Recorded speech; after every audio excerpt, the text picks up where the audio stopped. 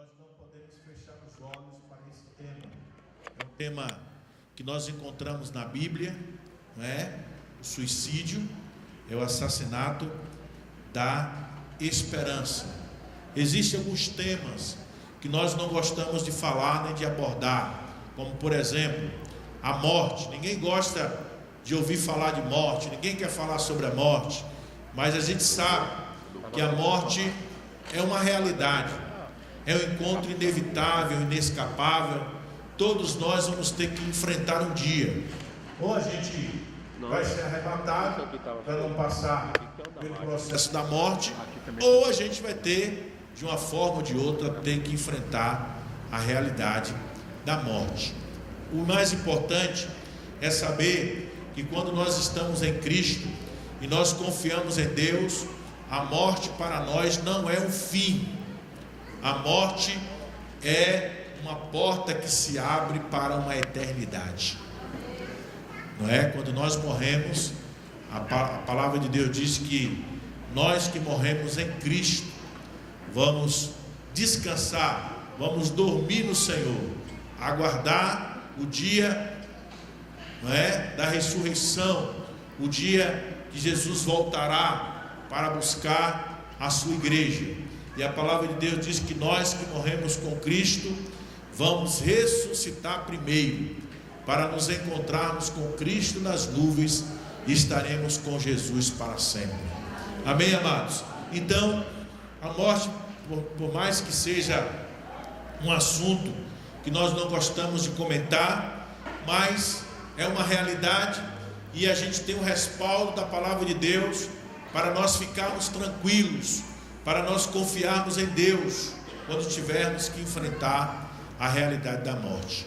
Então, como a morte, o suicídio é outro tema que está na Bíblia e que muitas vezes as pessoas não comentam, não falam. Pregadores não gostam de pregar sobre o suicídio, mas a gente precisa alertar a igreja, chamar a atenção da igreja, porque hoje, nos dias atuais, cada dia mais tem aumentado o índice de pessoas que se suicidam. E esse mal, por incrível que pareça, esse mal chamado suicídio, ele não está somente lá no mundo, lá fora, nas pessoas que não conhecem a Deus. Infelizmente, tem muitas pessoas hoje que estão dentro da igreja e até pastores que estão sendo alcançados por esse mal. Então nós precisamos falar sobre isso. Amém, amados? Glória a Deus por isso. Então, nós estamos tendo a seguinte compreensão: a sociedade de hoje, a sociedade moderna está doente, e muitos vivem com medo da vida. Hoje, para viver, as pessoas estão com medo de viver, por causa dos problemas, por causa das incertezas, por causa das crises, por causa dos males que têm assolado o mundo atual. As pessoas estão com medo de viver. Esta é uma realidade.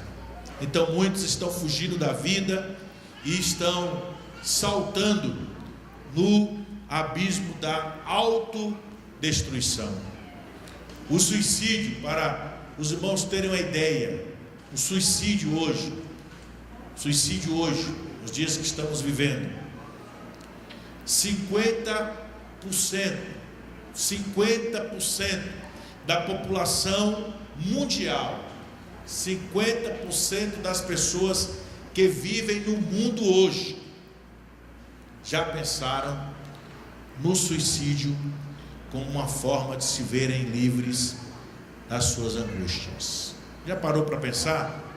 Hoje no mundo tem cerca de, acho que 9 bilhões de pessoas no mundo, 7 a 9 bilhões de pessoas.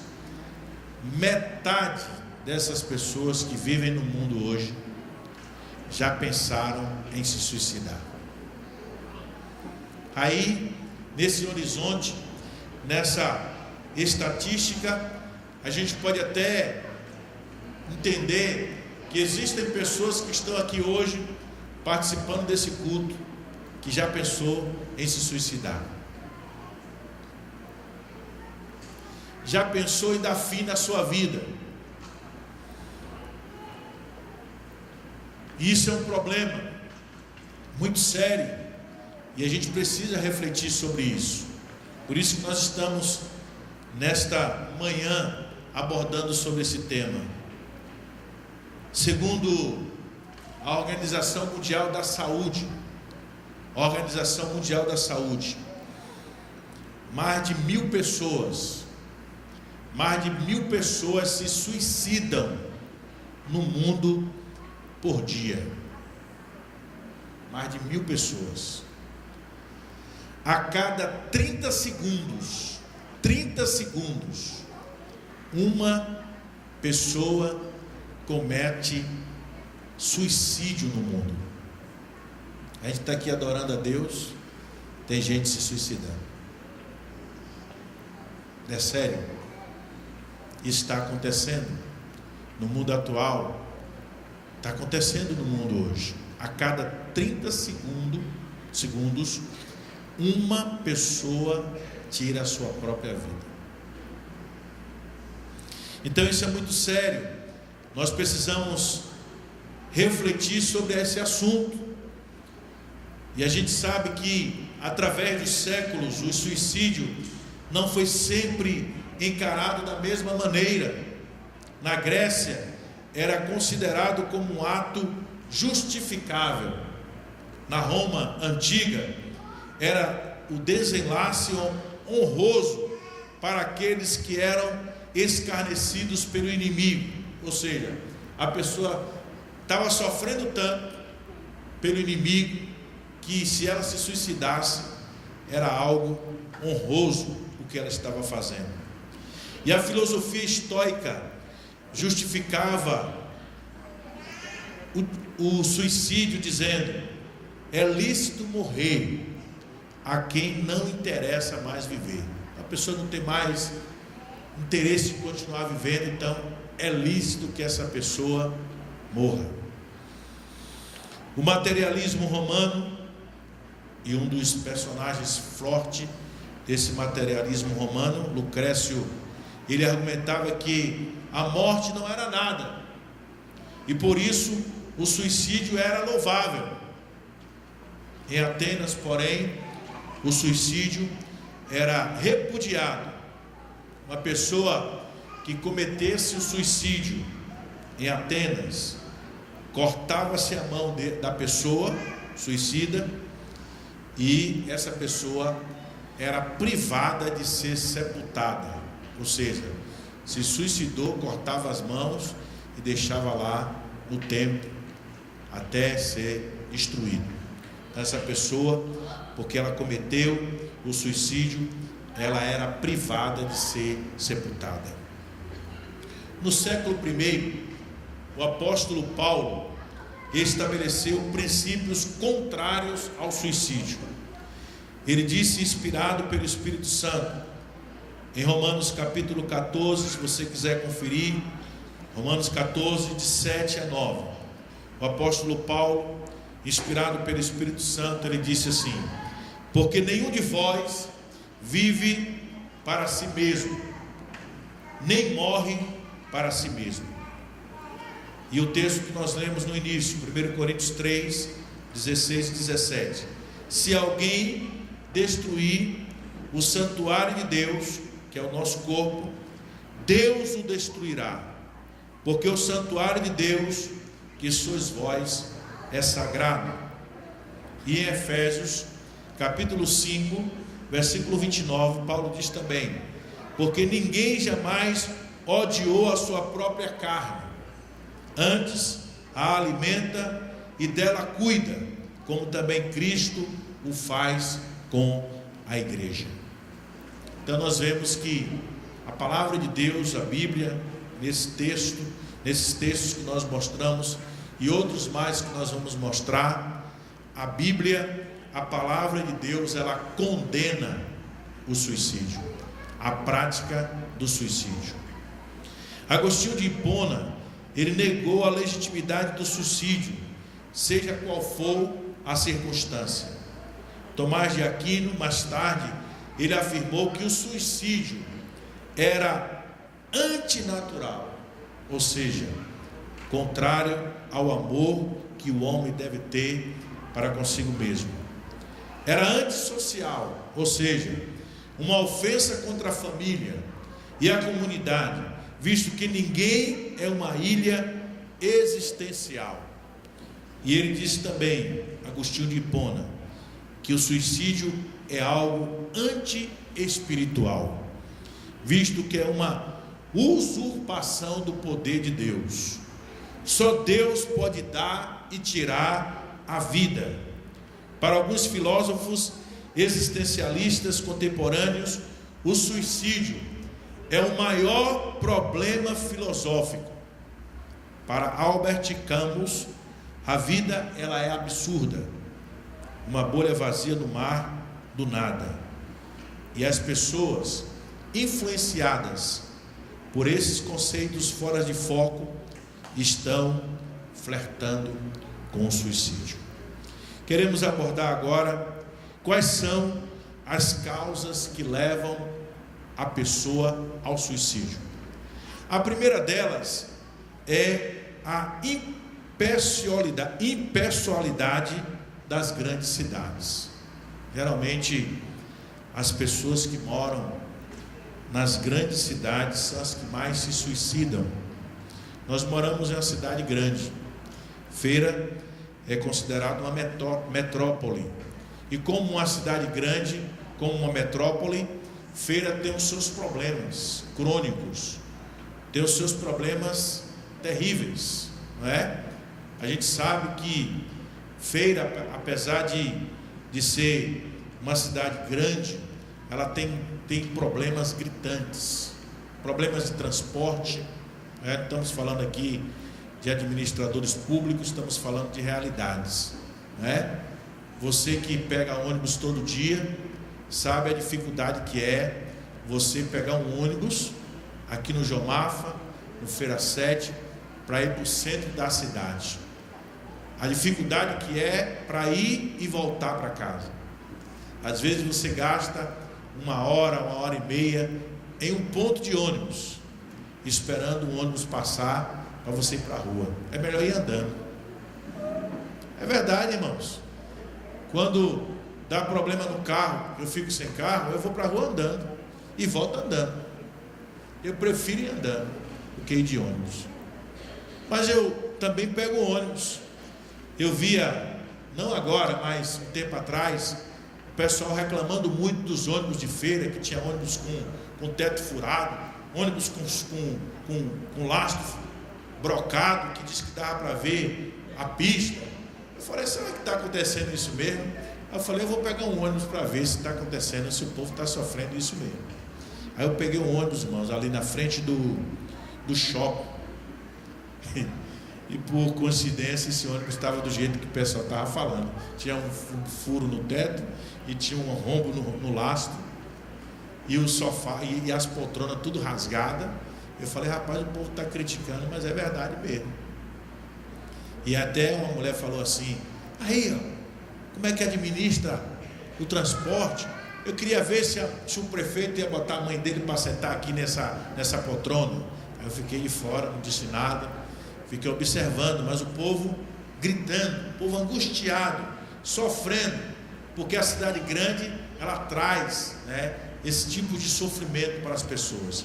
E muita gente fica triste, muita gente fica abatida, muita gente entra até em depressão por causa desses contextos das grandes cidades. E tem gente que chega ao ponto de dizer assim, não vale mais continuar vivendo, porque toda semana é a mesma coisa, toda semana eu tenho que passar por esse sufoco, na hora de meio-dia eu venho igual uma sardinha dentro do ônibus, apertado, eu não quero mais continuar vivendo esse contexto, eu vou dar fim na minha vida. Isso acontece nas grandes cidades, onde existem serviços públicos precários. Eu estive nos Estados Unidos E uma coisa interessante que eu achei lá nos Estados Unidos é que os ônibus urbanos, os ônibus que carregam a gente, anda vazio, com ar condicionado, uma pessoa dentro de um ônibus. Eu falei, rapaz, vou pegar uns ônibus desses e vou levar lá para a feira. Deu vontade de fazer isso. Ar condicionado no ônibus, de 10 em 10 minutos o ônibus passa, puro, mas passa. O trem, de 5 em 5 minutos, eu fiquei perto de uma estação de trem lá em Dallas. 5 em 5 minutos o trem passava, para você ir para qualquer canto da cidade. Eu falei, rapaz, nós estamos atrasados 300 anos. Então as pessoas vivem em cidades mais desenvolvidas de uma forma melhor, vivem um contexto de vida diferente, né? E infelizmente nós sofremos, né, as más administrações públicas, mas estamos aí agora na expectativa que nós vamos ter dias melhores. Amém, irmãos? Quem é que vai fazer isso? O homem? Vamos confiar primeiramente em Deus, né? Se nós orávamos muito por um presidente da República, vamos orar agora muito mais. Esse que foi eleito agora, o Bolsonaro, precisa muito das nossas orações, porque o desafio que ele tem para mudar essa nação é muito grande. E se nós não orarmos como igreja, não jejuarmos, não pagarmos o preço, nós vamos ter uma frustração muito grande. Então precisamos orar muito, amém, irmãos? E a gente acredita que nós vamos viver dias melhores nesta nação, onde a justiça vai ser praticada, onde a verdade vai prevalecer, amém, amado? E onde as necessidades básicas do povo serão supridas para a glória de Deus, em nome de Jesus, amém? Então, a impessoalidade das grandes cidades é um motivo, a desintegração da família é outro motivo. O outro motivo muito forte é o vazio existencial. Tem muita gente que ela não sabe por que nasceu, não sabe por que está aqui. Há um vazio muito grande no seu coração, e esse vazio tem levado muitas pessoas ao suicídio, independente de classe social. O vazio existencial tem levado muitas pessoas ao suicídio. O vazio existencial não é nada mais, nada menos do que a falta da presença de Deus. Eu conheci uma história aqui na Bahia, em Salvador, precisamente falando, onde uma jovem bem sucedida morava em Brotas, num edifício, num apartamento muito bom, ganhava um bom salário, tinha um emprego federal, já tinha feito viagens para vários países da Europa e poderia viajar quando ela quisesse, tinha dinheiro, tinha o melhor carro que alguém podia ter, mas ela se jogou do seu prédio, 7º andar, e se suicidou. Muito dinheiro no banco, com o carro que ela queria ter, o emprego, ganhava muito bem, muitos amigos, mas se jogou do 7º andar e destruiu a sua própria vida. O pai morava aqui em Feira e eu o conheci, e quando eu encontrei com ele, ele tinha uma pergunta. Ele não entendia o porquê a filha dele fez isso.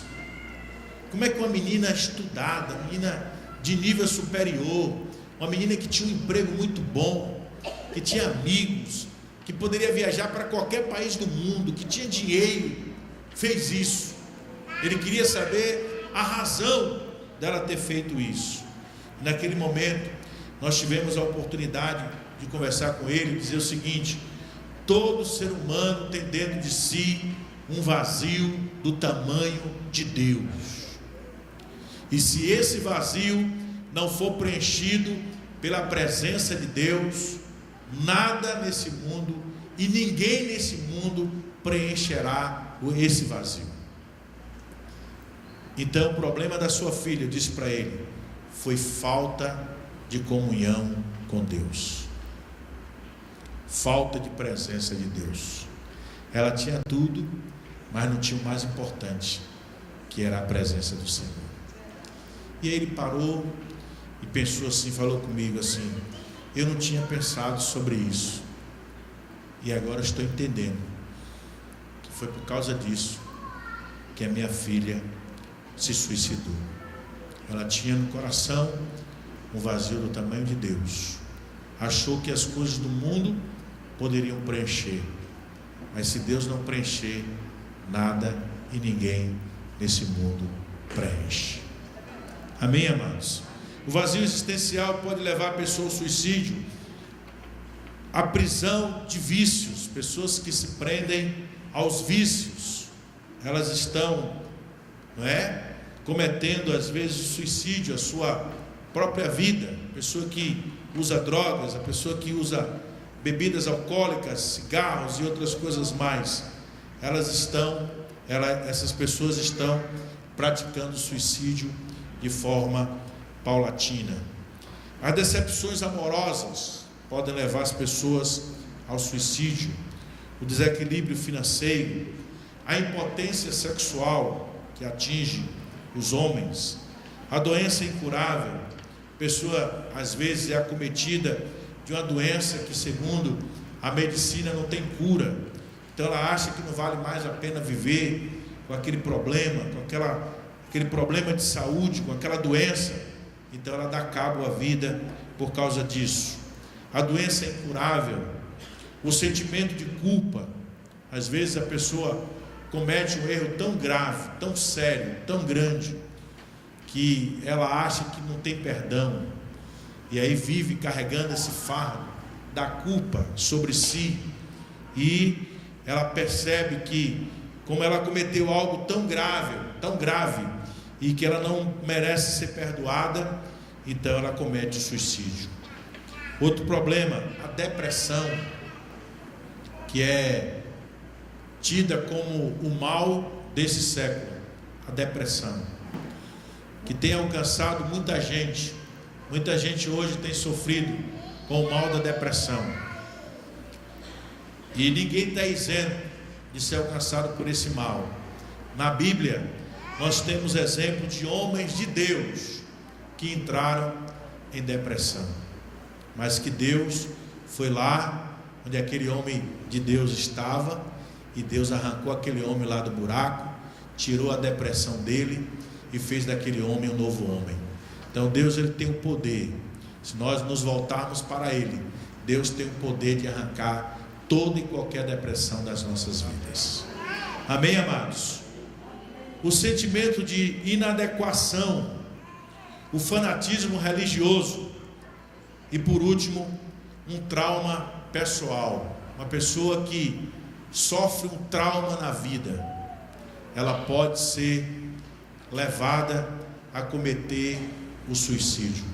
O trauma é algo que acontece de mal em nossas vidas, algo inesperado, algo que nós não gostaríamos que acontecesse, e aconteceu. E às vezes, quando acontece um trauma, tem gente que não consegue reagir, acha que a vida acabou, que a vida não tem mais sentido, perdeu um ente querido, perdeu um filho, perdeu uma esposa, perdeu um marido, perdeu um emprego, perdeu alguma coisa de valor. Então as pessoas muitas vezes acham que a vida não tem mais sentido, e aí, por causa do trauma, da frustração, da decepção, elas acham que o suicídio é o melhor caminho. Queridos, essas causas e outras têm levado muitas pessoas a dar fim à própria vida. Cometem o suicídio para chamar a atenção para si. É uma espécie de grito de socorro, tarde demais. Outros cometem o suicídio por vingança, punem o outro, matando-se. E aos que se suicidam, numa tentativa de expiar o erro: eu mereço morrer, não sou digno de continuar vivendo. Para Freud, o suicídio é uma espécie de ira contra si mesmo. é o impulso de matar, ser morto e morrer. Outros ainda se suicidam buscando a fuga de uma situação intolerável ou desejando encontrar paz ou uma vida melhor. Então não adianta se enveredar por esses caminhos e buscar o suicídio pensando que vai solucionar os problemas da vida. Nessa outra parte agora nós queremos mencionar alguns argumentos, 4 argumentos sobre a improcedência do suicídio. Primeiro é o argumento filosófico. Os estoicos eles tentam de forma fútil justificar o suicídio. Faltam a eles fundamentos filosóficos sadios. O suicídio é um ato de liberdade que destrói todos os atos futuros de liberdade. O segundo argumento é sobre a improcedência do suicídio. É o argumento ético. Algo paradoxal é que alguém conclua que a melhor coisa que pode fazer por si mesmo é destruir-se. Agostinho de Hipona ele disse que o suicídio é um fracasso da coragem. O suicídio é um assassinato. É assassinato de si mesmo. É assassinato de um ser humano feito à imagem de Deus. Suicídio é falta de amor próprio. Suicídio é egoísmo. E a palavra de Deus nos diz que nós devemos nos amar. Amém, amados? Devemos amar, nos amar e amar ao nosso próximo. É isso que a palavra de Deus nos instrui. O terceiro argumento é o argumento bíblico. A Bíblia menciona 5 casos de suicídio na Bíblia. Você sabia? Tem 5 casos de suicídio na Bíblia. 4 casos no Antigo Testamento e 1 caso no Novo Testamento. Os personagens são Sansão, se suicidou. Saul se suicidou. Tem outro aqui, Aitofel se suicidou. Zinri se suicidou. Esses 4 personagens se suicidaram. E Judas Iscariotes, no Novo Testamento, é o relato que nós temos de um homem que era discípulo de Jesus e que se suicidou. Então não temos nenhum outro caso de suicídio entre os apóstolos, porque os apóstolos eles não se enveredaram pelo caminho do suicídio. Umas coisas importantes aconteciam na vida dos apóstolos. Eles estavam sempre juntos e eles mantinham a comunhão com Deus. Essas 2 coisas, elas são importantes para nos proteger do suicídio. Amém, amados? Estarmos em comunhão uns com os outros. Nós não podemos alimentar quebra de relacionamento interpessoal. A Bíblia fala lá em Filipenses capítulo 4 que existiam 2 irmãs, que estavam com o relacionamento quebrado na igreja, e Paulo escreve a um amigo que fazia parte daquela igreja: rogo a Evódia, rogo a Sintique, que elas sintam o mesmo no Senhor. Paulo estava dizendo que elas se desarmem, que elas se perdoem, que elas voltem a ter um relacionamento sadio. Então, amados, um relacionamento sadio é algo que Deus usa para nos proteger do mal chamado suicídio. Então não podemos alimentar quebra no nosso relacionamento interpessoal. Maridos e mulheres e esposas que estão aqui, não permita que o relacionamento de vocês sejam quebrados. Se houver algum tipo de dificuldade no relacionamento, houve alguma confusão, algum desentendimento, se reconciliem, se humilhem peçam perdão um ao outro. Não deixe que esse mal se estabeleça na vida do relacionamento de vocês. Amém, amados? Uma coisa que eu decidi quando eu casei foi viver uma vida em paz no meu relacionamento conjugal com a minha esposa. Não brigar por nada. E olha que eu tinha motivo para brigar, irmãos. Quando eu casei com a pastora Edna, há 31 anos atrás, a pastora Edna era leiga em tudo, não sabia cozinhar nada. Eu fui um bode expiatório dela. A pastora Edna fazia comida e eu não gostava, irmãos. E ela dizia assim: tá bom, filho, dá para levar, vai, vamos levando. Mas eu fui tendo paciência com ela. Eu entendi que ela não foi instruída. Ela foi criada com a avó, e a avó não deixava que ela mexesse em nada na cozinha. Até isso eu pesquisei, irmãos, para saber que ela não tinha jeito para cozinhar. E aí, entendendo que ela não herdou de família esse dote maravilhoso de cozinhar bem, então eu tive que me submeter. E eu não reclamava, eu não brigava, o tempo inteiro com a tolerância, esperando que um dia ela ia mudar. E mudou, né? Hoje, para mim, a pastora Edna, apesar de não gostar muito de cozinhar, ela é, para mim, quando ela faz a comida dela é a comida mais gostosa do planeta. Eu elogio muito, porque eu sei que assim é. Amém, amados?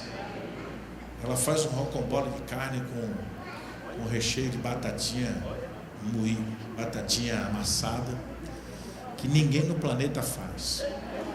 Ela faz um lombo, irmãos. Ih, que lombo, viu? Eu confesso aos irmãos que eu estou com saudade dele. Mas eu entrei para o casamento consciente que eu tinha que fazer o meu papel para que meu casamento desse certo. E aí eu tive que suportar, irmãos, muitas coisas. Então hoje tem casais brigando por nada, brigando por causa dos filhos. Uma coisa que a gente decidiu, que nós nunca íamos brigar por causa dos nossos filhos, que nós nunca íamos brigar na frente dos nossos filhos, que nós nunca íamos tirar a autoridade um do outro na frente dos filhos. Porque tem mãe que quando o pai vai corrigir o filho, toma a frente, não deixa, e vice-versa. Então a gente decidiu que a gente nunca faria isso, que quando um pegasse para passar o corretivo, eu saía de perto, deixava lá, deixava ela fazer o que tinha que fazer. Se fez alguma coisa indevida, foi muito violento, foi muito agressivo, aí depois: filha, você exagerou aí na correção. Filho, você exagerou. Mas nos dois conversando, sozinhos, separados dos filhos. Então essas coisas, irmãos, são coisas que a gente precisa fazer para a gente viver bem.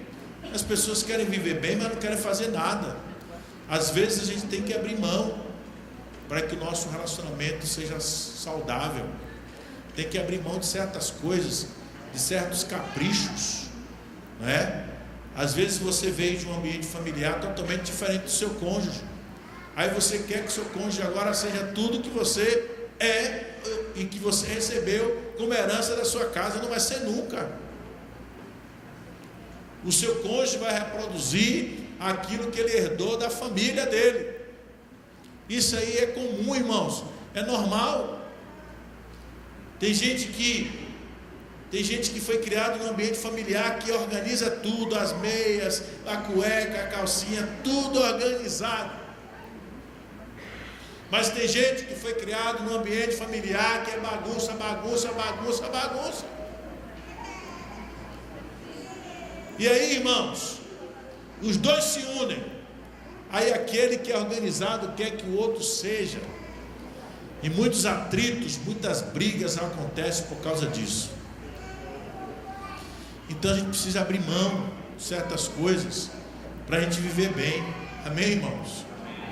É igual a história do casal. Casaram, lua de mel. No outro dia, a mulher acordou cedo para fazer um cafezinho para o marido, né? De praxe. Ela foi, sem muita experiência, foi lá, né? Fritou o ovo e esqueceu de colocar o sal. Aí quando botou o ovo na mesa, aí o marido falou, tá sem sal. Ela falou, eu botei. Aí ele, não botou. Ela, eu botei. Não botou, não botei. Uma confusão, se separaram por causa de um ovo frito.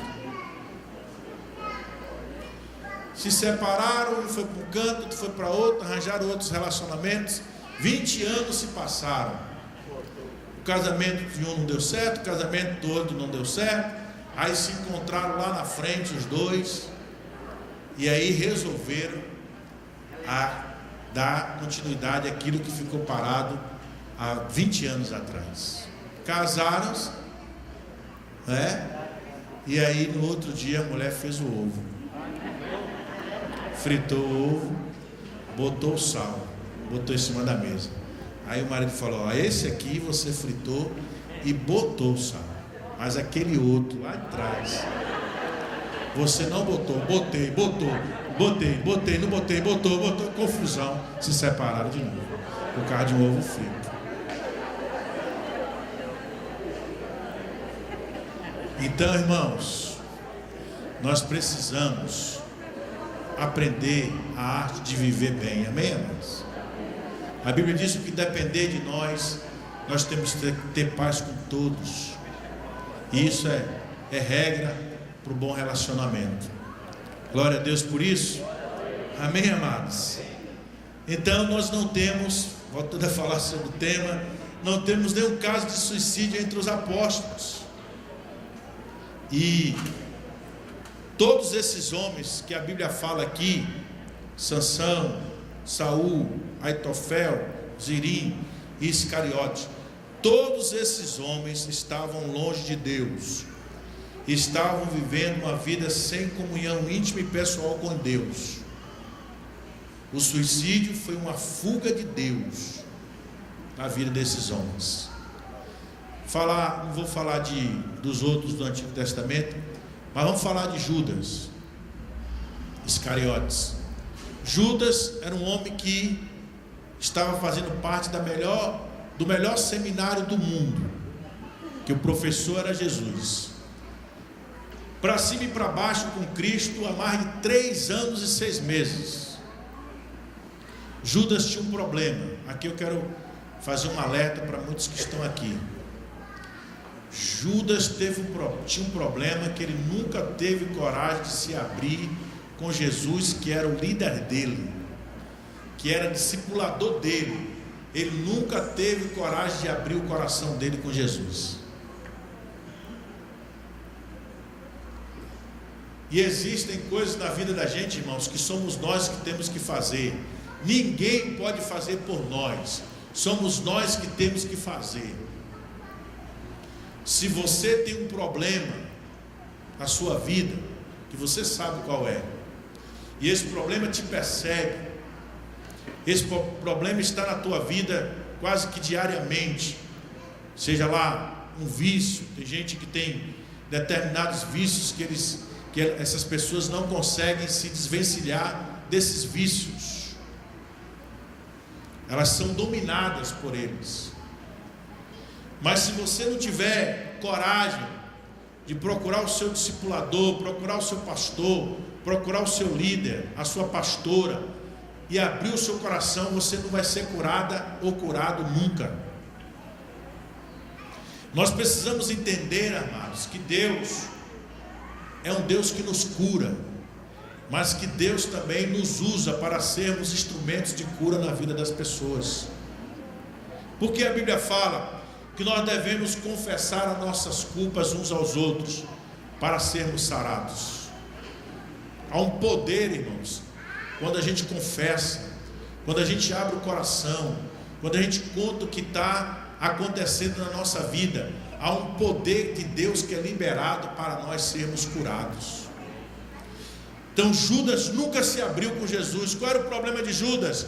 Judas, ele era o tesoureiro do ministério de Jesus, e ele metia a mão no dinheiro da tesouraria. Jesus sabia, e eu sempre ficava assim um pouco intrigado com esse texto, porque Jesus nunca confrontou Judas, mesmo sabendo que Judas colocava o dinheiro na mão, no dinheiro da tesouraria, a mão no dinheiro da tesouraria. Porque Jesus nunca confrontou Judas? Porque não era Jesus que tinha que confrontar Judas, era Judas que tinha que abrir o coração para Jesus. Era diferente. E aí o problema de Judas, irmão, se agravou tanto, que a Bíblia diz, é o único personagem em toda a Bíblia, no Antigo Testamento e no Novo Testamento, é o único personagem na Bíblia que a Bíblia diz assim: e o diabo, Satanás, entrou em Judas. O diabo possuiu a vida de Judas, dominou a vida de Judas por completo. Judas chegou a esse ponto de ser alguém tomado por completo, dominado por Satanás. Eu me alegro na Bíblia, quando a Bíblia diz assim: e o Espírito de Deus se apoderou de Davi. Mas quando a gente vê essa expressão, e Satanás entrou em Judas, é muito triste. E por causa disso a Bíblia fala que Judas traiu Jesus por causa de 30 moedas de pratas, e depois se suicidou, acabou com a sua própria vida. Então é o único personagem que a gente vai ver que a realidade chegou a esse ponto. Por quê? Porque Judas teve a oportunidade de se voltar para Deus, de ser curado, mas ele não quis fazer isso. Então, pelo amor de Deus, se tem alguém aqui nessa manhã ouvindo essa palavra, e você sabe onde é a sua fraqueza, onde é o seu problema, qual é a área que você mais tem enfrentado lutas, pelo amor de Deus, estou aqui como boca de Deus para falar com você nessa manhã. Procure o seu pastor, procure o seu discipulador, procure alguém, pelo amor de Deus, que você possa confiar, e abra o seu coração, exponha, bote para fora isso que você sabe que é um problema na sua vida, antes que seja tarde demais. Amém, irmãos? Glória a Deus. Porque hoje, irmãos, tem muitas pessoas dentro das igrejas, hoje tem crentes viciados em pornografia, está dentro da igreja, mas quando está em casa, abre lá o site, quando está sozinho, abre o site para ver pornografia, e se torna um vício. E se você não buscar cura, esse negócio vai controlar, vai dominar a sua vida por muito tempo. E o propósito final do diabo não é somente controlar, dominar você por muito tempo. O propósito final do diabo é destruir a sua vida, é levar você para o inferno. Então você precisa acordar, amém, irmãos? Precisa receber essa palavra no seu espírito hoje, nessa manhã, e agir, se levantar e dizer: eu vou fazer algo para essa realidade mudar na minha vida. E o que você precisa fazer é se expor, é procurar alguém antes que seja tarde demais. Amém, amados? Glória a Deus. Eu queria que você abrisse a sua Bíblia. Nós vamos mostrar agora, à luz da palavra de Deus, um texto que é um antídoto, não é? É um antídoto contra o suicídio. Filipenses capítulo 4.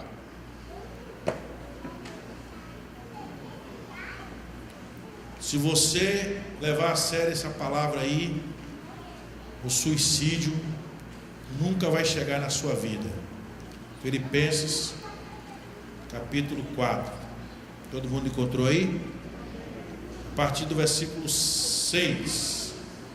Olha o que diz aí: não estejais inquietos por coisa alguma. A Bíblia está dizendo que você não deve viver uma vida tendo nenhum tipo de preocupação. Amém? Glória a Deus. Não estejais preocupados, inquietos com nada. O que é que você tem que fazer à luz desse texto? A Bíblia diz: antes, você tem que orar. Antes, as vossas petições sejam em tudo conhecidas diante de Deus, pela oração, súplica com ação de graças. A Bíblia está falando aqui que para você não ter ansiedade na sua vida, você precisa ter uma vida de comunhão com Deus. Você precisa orar, amém? Você precisa chegar diante de Deus e apresentar tudo aquilo que esteja trazendo algum tipo de aflição, algum tipo de preocupação. Você tem que lançar tudo isso para Deus. Eu sempre faço algo que eu acho muito importante na minha vida. Quando as cargas vêm, os problemas vêm sobre mim e as coisas começam a querer me apertar, aí eu vou para a oração. Aí o que é que eu faço? Eu oro transferindo tudo de negativo, tudo de ruim, tudo que eu não tenho conseguido administrar. Eu oro transferindo tudo para as mãos de Deus. E no lugar das coisas que estão querendo me afetar, eu peço que Deus transfira para mim a paz dele, a graça dele, o amor dele, a presença dele. Peço que ele me dê direção, que ele me ajude a superar aquela dificuldade. E eu sempre que faço isso, recebo de Deus a graça, recebo de Deus direção, recebo de Deus força para vencer e superar qualquer tipo de dificuldade que eu tenho passado. Amém, amados? Então isso é importante. Se você está aqui hoje participando desse culto, alguma coisa está inquietando o seu coração, o que é que você tem que fazer? Vá orar, meu irmão. Vá apresentar a Deus, vá colocar isso diante de Deus em oração. Porque a oração, irmãos, ela tem um poder quando você busca a Deus, quando você mantém comunhão com Deus. A oração, Deus libera um poder de graça sobre a sua vida, para você vencer essas guerras, essas lutas, esses problemas que você tem passado. Então a Bíblia diz que quando você ora, quando você coloca tudo diante de Deus, com oração, com súplica, com ações de graças, aí o versículo 7 diz assim: e a paz de Deus, que excede todo entendimento, o que é que vai fazer? Guardará os vossos corações e os vossos pensamentos em Cristo Jesus. Está vendo o que é que está dizendo a palavra? Que quando você ora, a paz de Deus, que excede todo entendimento, vai guardar o seu coração e vai guardar os seus pensamentos em Cristo. Amém, amado? Essa paz que está sendo falada aqui, a paz que excede todo entendimento, deve estar presente na vida do crente continuamente, diariamente. Se você é um crente, está aqui hoje participando desse culto, está sentindo a falta dessa paz, é porque alguma coisa está errada na sua vida. Essa paz, queridos, que é mencionada aqui na palavra de Deus, ela é como um árbitro de futebol. A gente é bom falar em futebol porque brasileiro entende. O árbitro de futebol, o juiz, ele está ali no meio do campo, no meio de 22 jogadores, e ele está ali para acusar toda a infração, tudo que acontece de errado. Se é escanteio, se é lateral, se é falta, se é pênalti, aconteceu alguma coisa errada, o juiz apita, não é isso? ele apita apontando a infração que foi cometida. Essa paz, ela é como um juiz na sua vida. Se você em algum momento, como crente, sentir a falta dessa paz, é porque alguma coisa está errada na sua vida. E aí você tem que buscar Deus, falar: Deus, a tua palavra diz que a tua paz, a paz que excede todo entendimento, ela guarda o meu coração e guarda meus sentimentos em Cristo. Eu não estou sentindo essa paz. O que é que está acontecendo comigo? Aí você deve buscar a Deus em oração, e Deus, através do seu Espírito, vai mostrar para você, né, o que é que está acontecendo. Talvez seja um erro, um pecado, uma falha, uma atitude indevida. O Espírito Santo vai mostrar a você, e aí você vai se humilhar, vai se voltar para Deus, vai pedir perdão, e aí essa paz, ela voltará a prevalecer na sua vida. Amém, amados? Agora veja o versículo 8, para a gente fechar aqui. Eu disse que esse texto, ele é um texto forte, é um antídoto contra o suicídio. Olha o que diz o versículo 8: quanto ao mais, irmãos, tudo que é honesto, tudo que é justo, tudo que é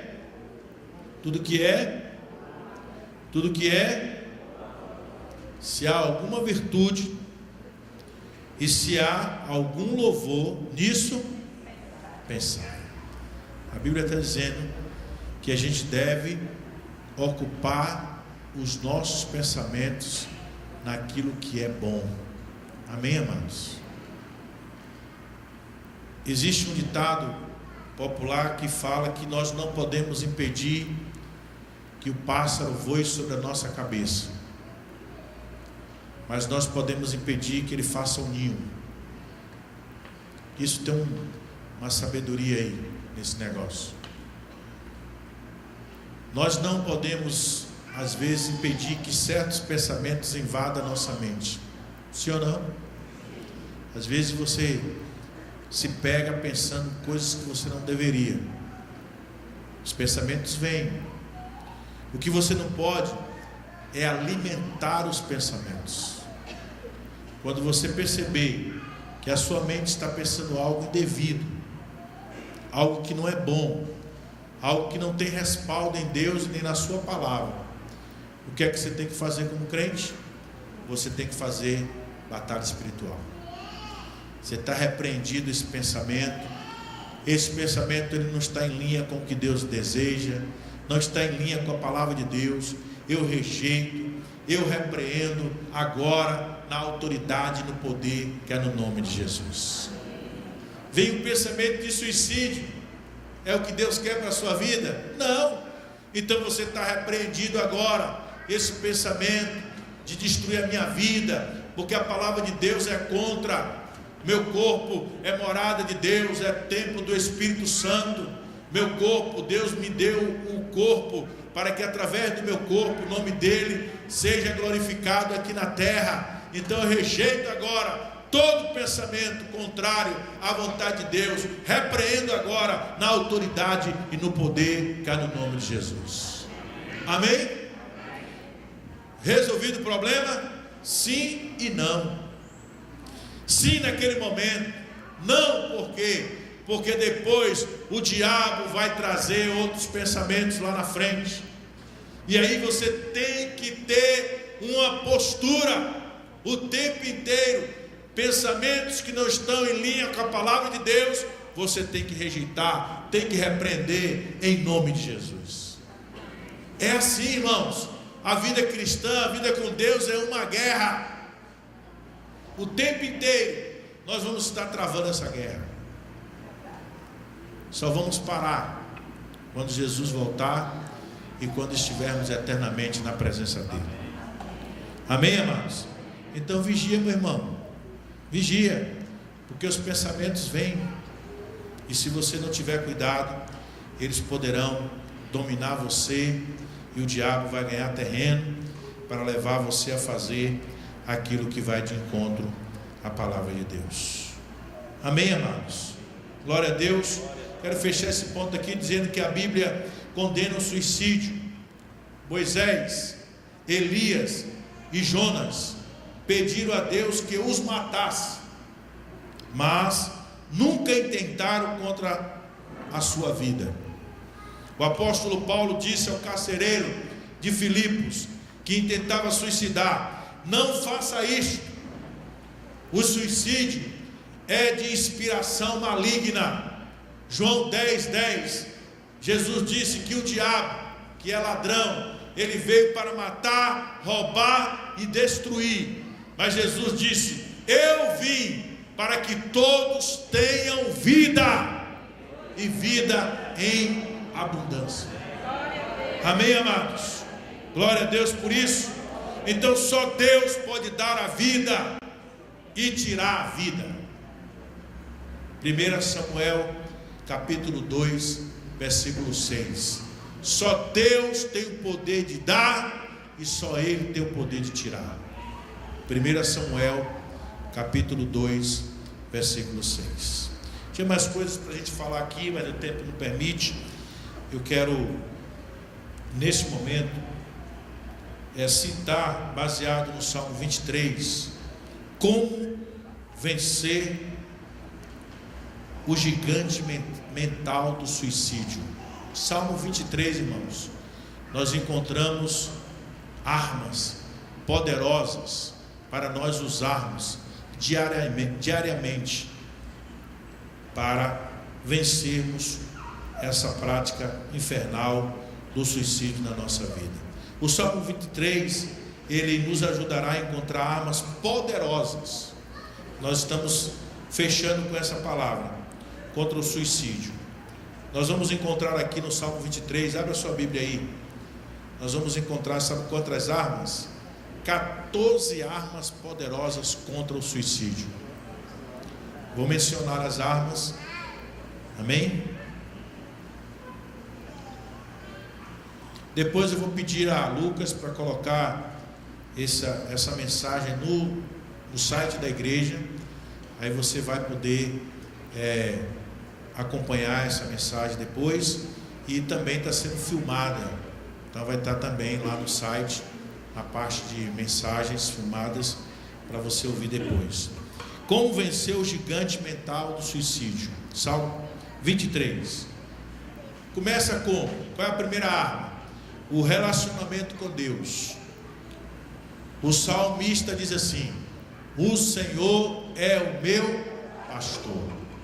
Está falando de relacionamento com Deus. Deus é aquele que cuida de mim, que cuida de você, que cuida de nós. Amém? Então, relacionamento com Deus é a primeira arma. A segunda arma, o sustento de Deus. Eu me relaciono com Deus, então Deus cuida de mim, Ele me sustenta. E aí o Salmo diz assim: de nada terei falta, nada me faltará. A terceira arma, o descanso. Todos nós precisamos de descanso em Deus. Aí o texto diz assim: em verdes pastos me faz repousar. Então Deus é aquele que é o nosso pastor, que nos conduz aos verdes pastos.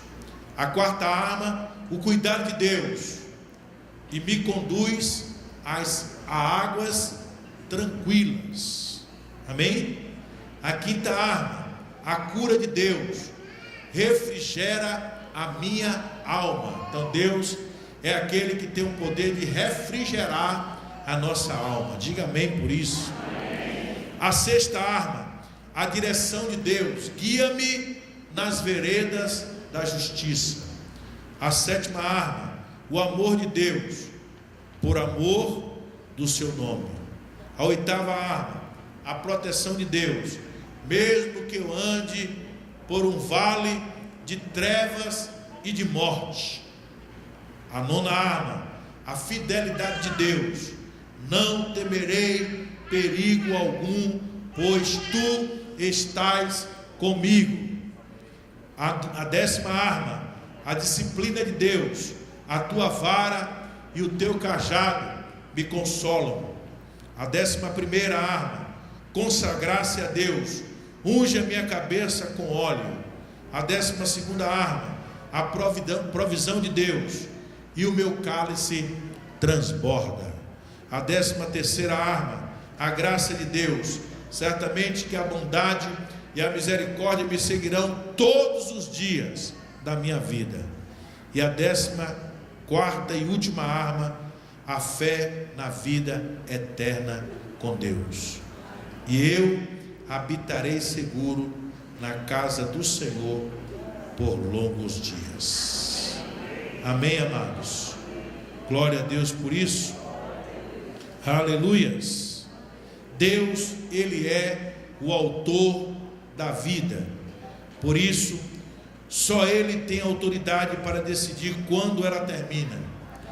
Quando alguém comete suicídio, está passando por cima da autoridade de Deus. Devemos ser gratos pela vida que Deus nos dá e aproveitar cada segundo dado com o objetivo de vivermos para a glória de Deus. Amém? O nosso destino é vivermos eternamente na presença de Deus. A palavra de Deus nos diz que nós precisamos viver nesse mundo e devemos ser fiéis a Deus até a morte. Jesus diz assim: ser fiel até a morte, e dar-te-ei a coroa da vida. Amém? Jesus diz mais ainda: aquele que permanecer fiel até o fim será salvo. Amém, amado? Então que Deus nos abençoe e que nós venhamos, em nome de Jesus, venhamos lutar com toda a fé contra esse gigante chamado suicídio, que tem destruído muitas vidas e tem levado muitas pessoas para viverem eternamente afastadas de Deus. Então que Deus nos abençoe, que Ele nos dê graça, nos dê força e nos ajude para que na nossa caminhada nós possamos continuar firmes na presença de Deus, vivendo uma vida agradável na presença dEle e vivendo para que, através do nosso viver, o nome do Senhor seja sempre glorificado. Amém? Que Deus nos abençoe. Fiquemos de pé em nome de Jesus.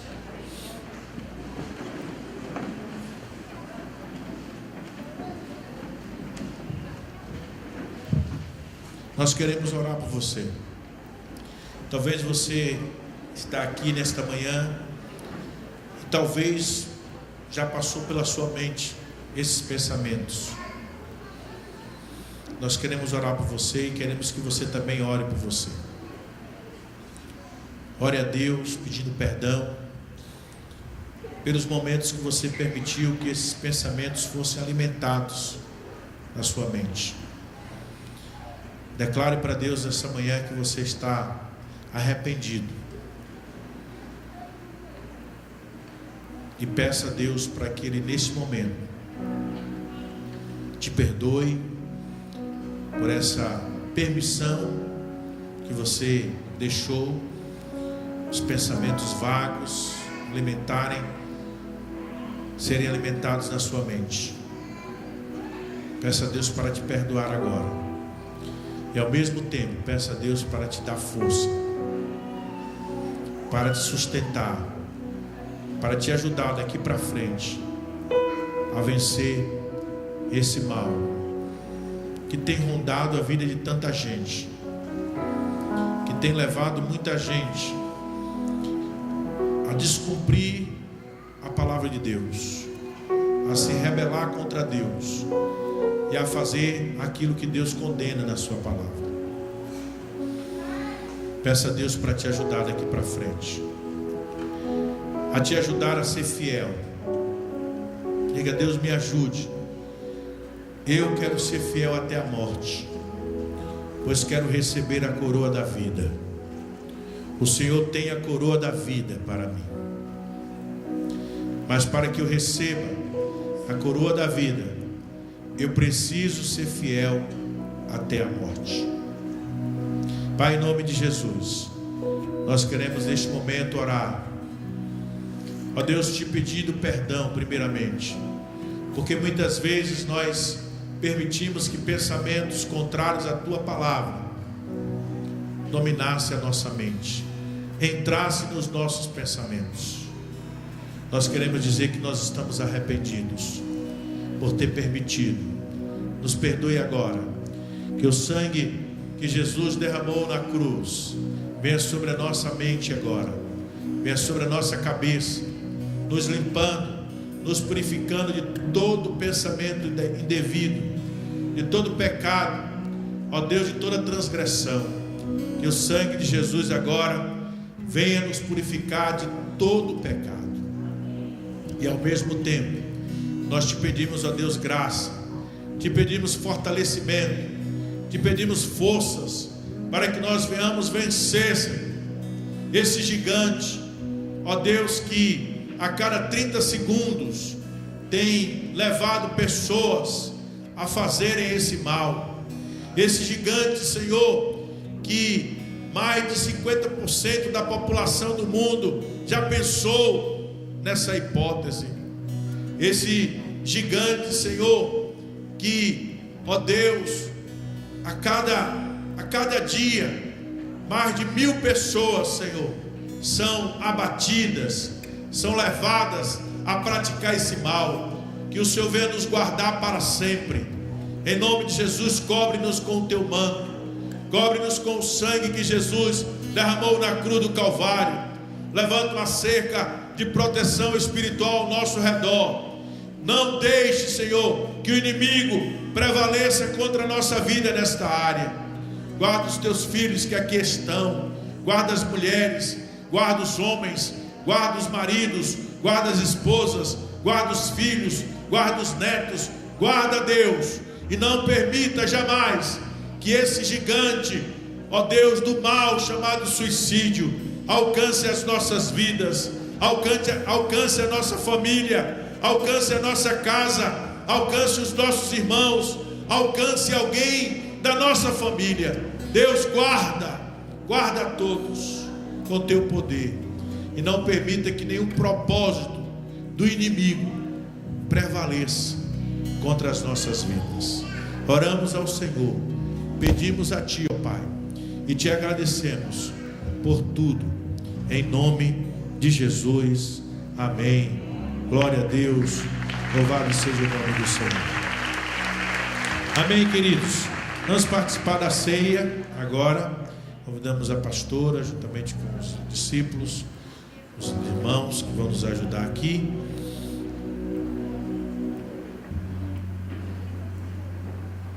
Convidamos o irmão Antônio, está aqui, a Maria, para vir ajudar também aqui na frente.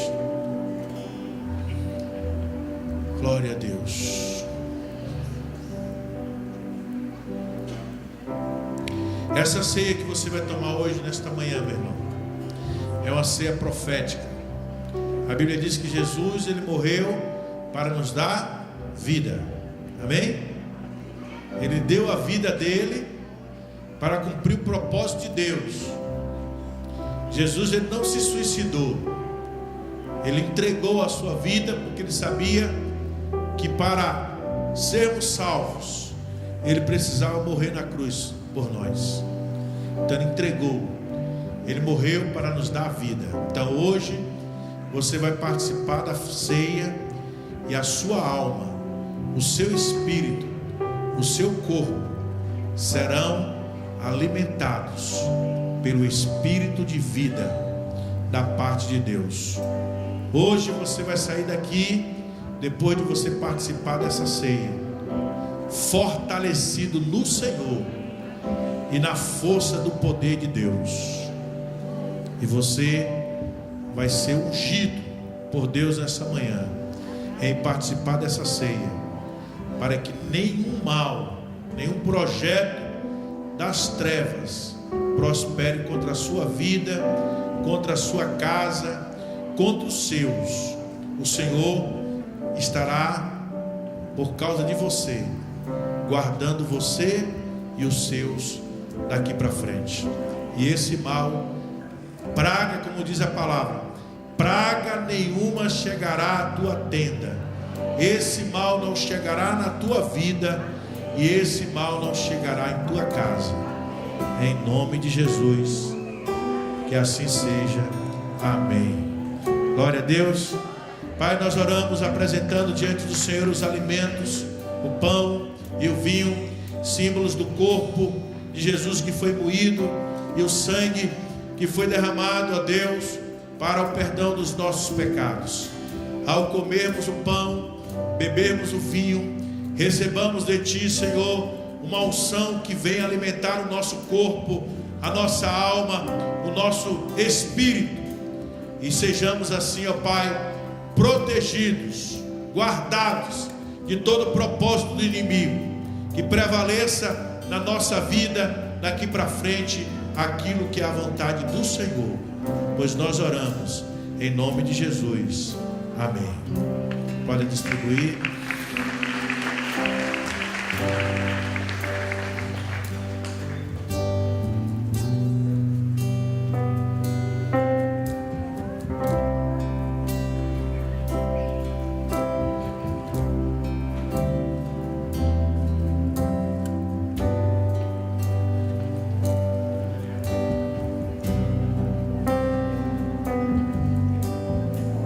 Pastor Carlos também, vem aqui, pastor, nos ajudar.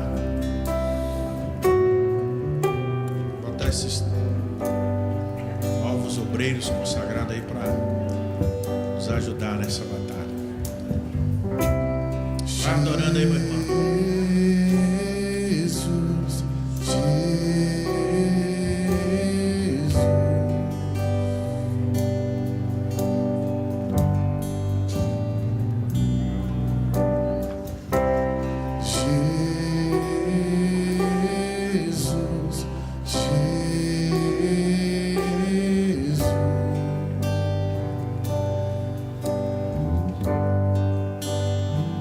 Diga esse nome.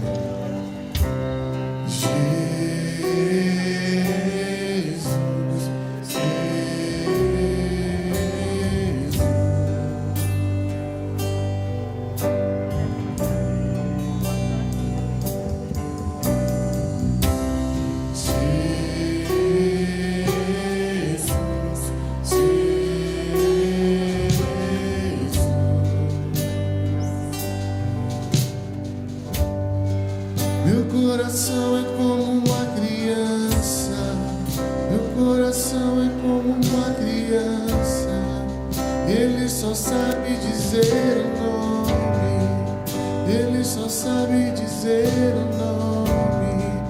Meu coração é como uma criança, meu coração é como uma criança, ele só sabe dizer o nome, ele só sabe dizer o nome. Vamos dizer o nome.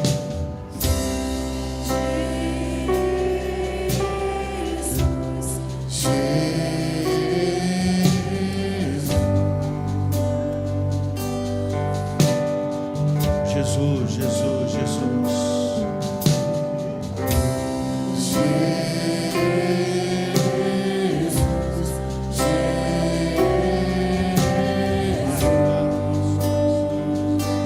Diga o nome sobre todo nome.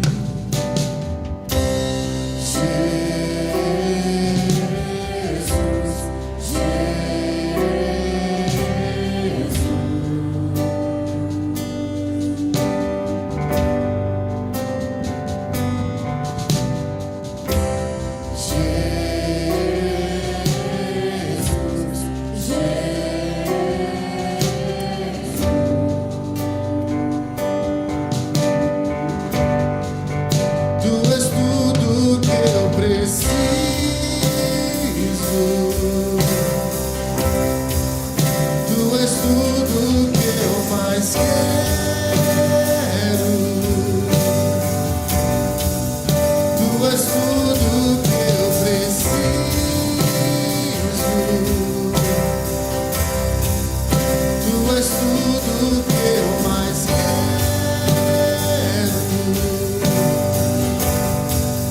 Tu és tudo que eu preciso.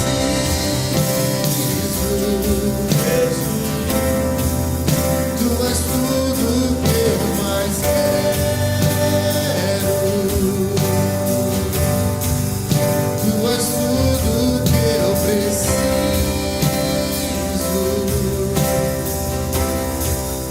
Tu és tudo que eu mais quero.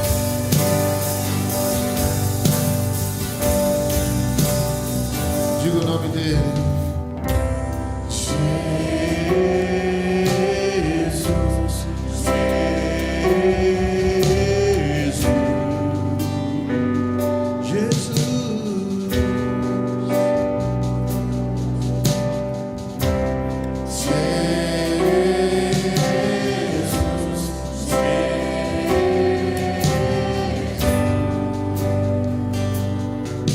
Só a igreja agora vai dizer o nome dele.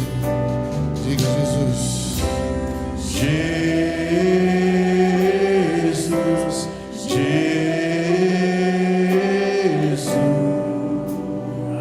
nome sobre todo nome. Oh, Jesus,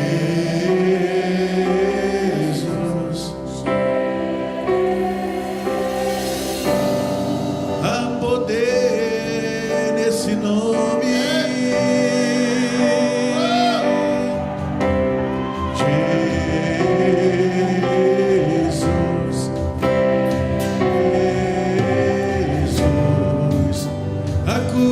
Nesse nome,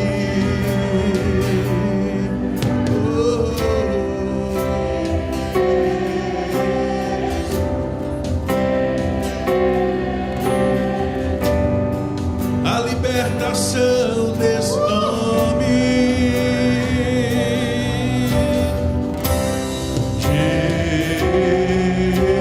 Jesus,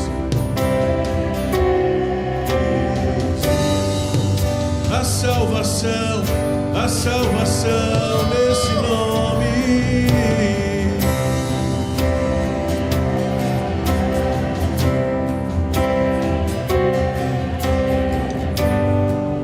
a vitória nesse nome,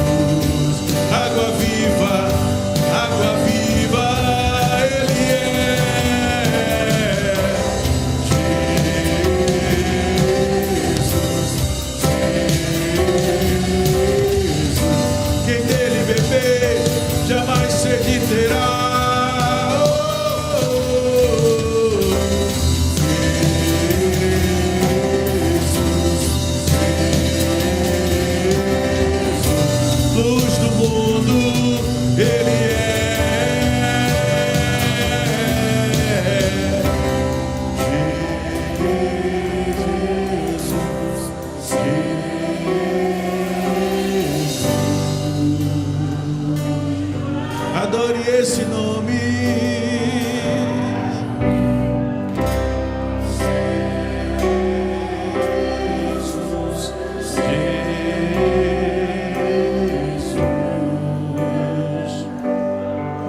Oh, xarabalabala, veio para nos dar vida. Jesus, e vida em abundância. Ele veio te dar essa vida abundante. Adore a Ele.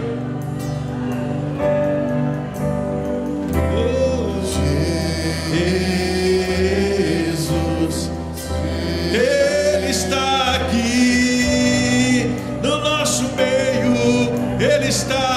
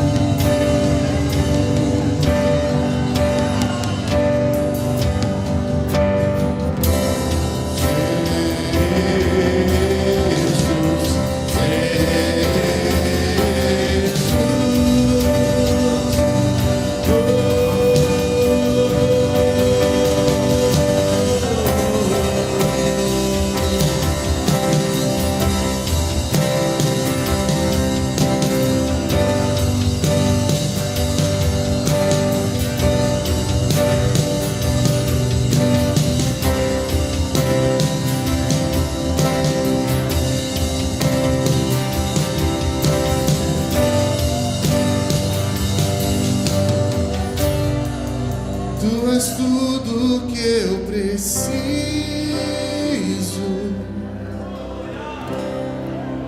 Tu és tudo que eu mais quero.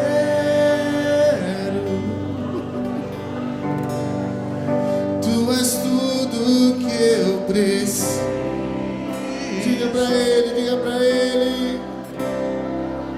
Tu és tudo que eu mais quero.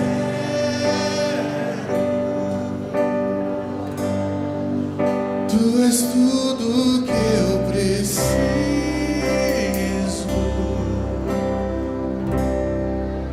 Tu és tudo que eu mais quero.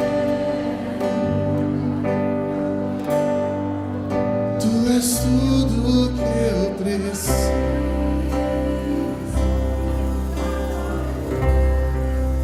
Tu és tudo que eu mais quero. Aleluias. Obrigado, Jesus. Tu és aquele que prometestes. Estarei com vocês todos os dias, até a consumação dos séculos. Obrigado pela tua presença real aqui no nosso meio nesta manhã. Tu és bem-vindo, Jesus. Tu és bem-vindo, Senhor. Tu és bem-vindo, Jesus. Vem, toma o teu lugar em nossas vidas, em nossos corações. Habita de forma plena, absoluta e abundante em nosso ser. Cristo vivendo plenamente em nós a esperança da glória. É o que diz a tua palavra, Senhor.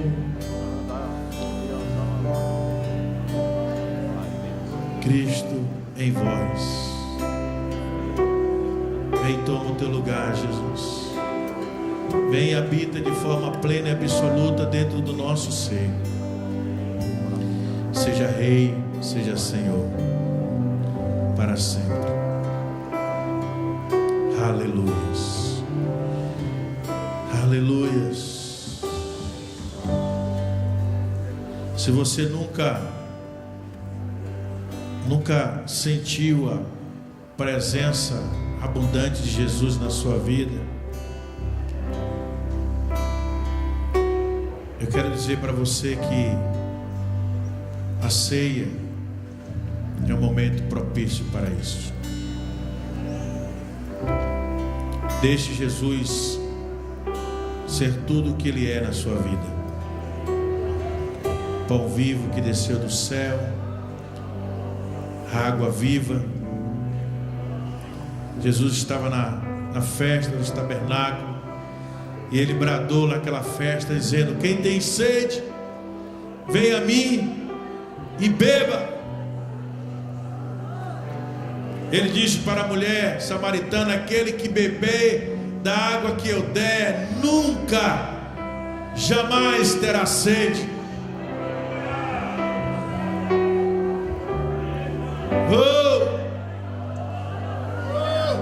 Há um desejo no coração de Jesus. Ele quer habitar de forma plena e absoluta dentro de cada um de nós. Ele é a videira verdadeira, nós somos os galhos.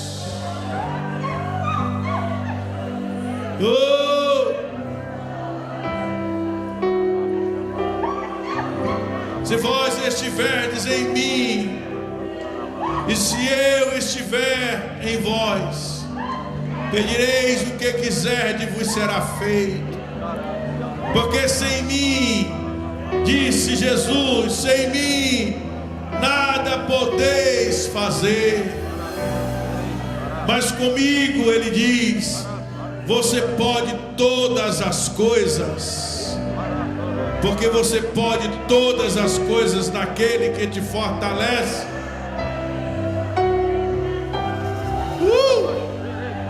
Tem gente aqui nessa manhã que vai receber cura, vai receber libertação. Tem gente aqui que vai receber avivamento. O poder do alto dos céus vai descer sobre ti. Nesta manhã você vai ser tomada por completo pela presença do Deus eterno, pela presença do Espírito Santo, pela presença de Jesus.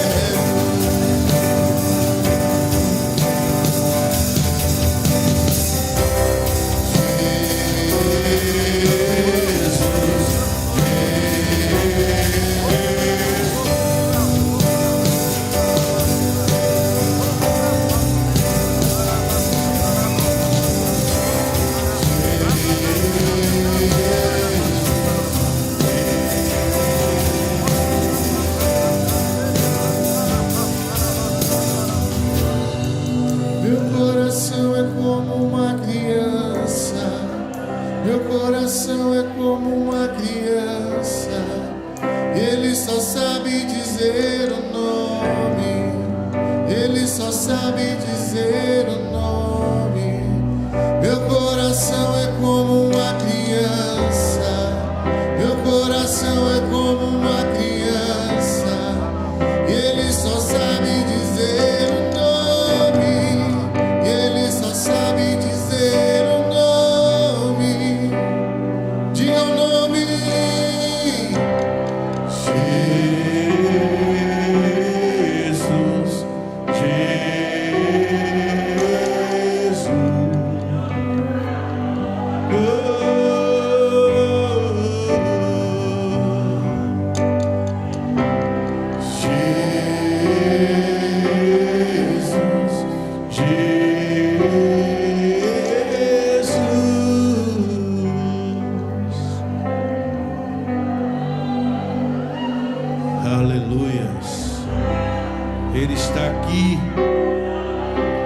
Jesus está aqui, no nosso meio, nesta manhã maravilhosa.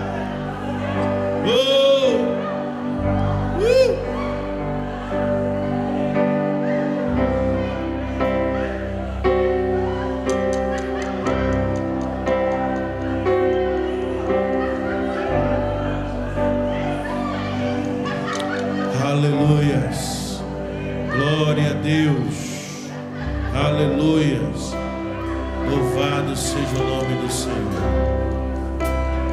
aleluias, glória a Deus. A palavra de Deus diz, amado, que na noite que o nosso Senhor e Salvador Jesus foi traído, Ele tomou o pão, deu graças. Agradeça a Deus pelo pão, que representa o corpo simbolicamente de Jesus, que foi moído por causa das nossas transgressões. Deu graças do pão, partiu, deu aos seus discípulos e disse: tomai e comei, isto é o meu corpo que é partido por vós. Comamos todos, participemos do pão.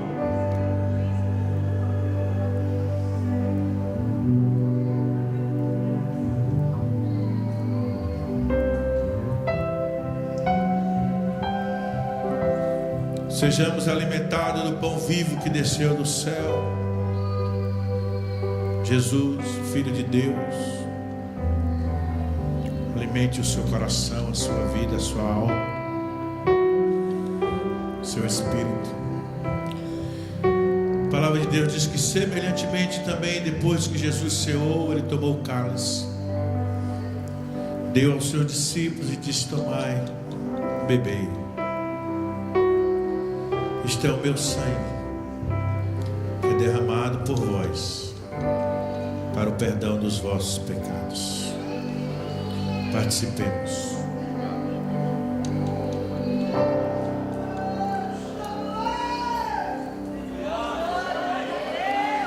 Aleluias. Que o amor de Deus Pai, a graça salvadora do nosso Senhor Jesus Cristo, as grandes e ricas consolações do Espírito Santo de Deus sejam com todos vocês, todo o povo de Deus espalhado em toda a terra, hoje e sempre. Amém. Glória a Deus. Aleluia. Receba a unção nas mãos, para Deus te dar vitória nesse período de 30 dias.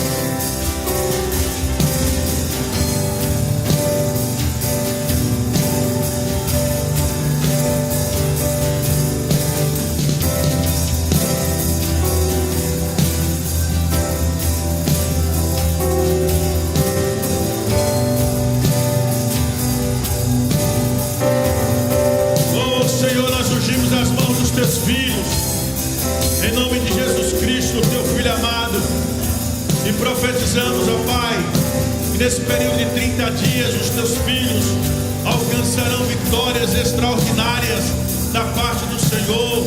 Abençoamos, profetizamos um tempo novo, conquistas novas, vitórias novas, curas, milagres e libertação na vida dos teus filhos. Todo tipo de batalha, de guerra que eles vierem enfrentar, que eles alcancem êxito, que eles tenham vitória. Nós ungimos e abençoamos as mãos dos teus filhos nesta manhã, em nome de Jesus. Profetizamos sobre a vida deles a vitória do Senhor, a vitória do Senhor, em nome de Jesus.